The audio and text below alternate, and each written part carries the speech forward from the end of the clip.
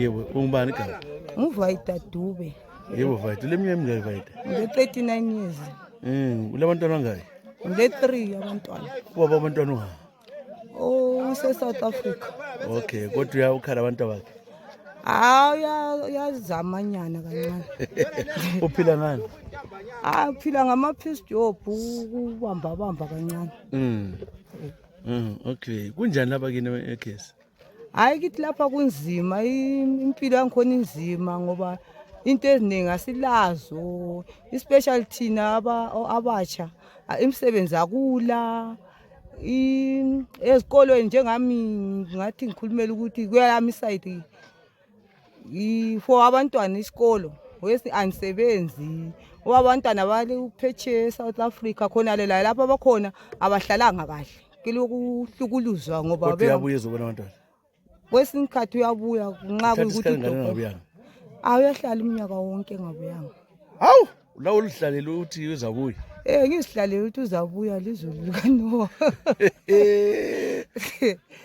Bengahluphi bebona umfazi osemusha kangaka yedwa. Noma bekuhlupha kodwa anti kumele ubezazi ukuthi wena umeleni ulindeni kwelindanga songalunga kube right yonke into Kulobunzima la? Hayi lapha kunzima especially ezikolweni lemigwaqo yethu akule kade sisikhathi sendlala abadala akula ukuthi amadona ngasisiza ukuthi sithole ukudla kumbe ukuthi ithola imisebenzi abantu bencediseke. So vele ubandlululo lukhona sibili njengathi amandebele vele seyibandlulule kakhulu. Mina since ngazalayo ngiyakwazi indawo yethu unkomo nguyo okwawuthiwa unkomo uduma uthi unkomo but ngeyami side ngicina ngisithi kwesinye isikhathi nxa ungakwazi kahle uyathi kushithi baphoma ukuthi unkomo wayemkhulu njani asonto eyiliqiniso ngoba yonke into ngapha esayidini la konkomo akulanto right akulanto ehambayo vele kahle. So liyathini manje uzazuthola njani uncedo uzathini uzaphila njani?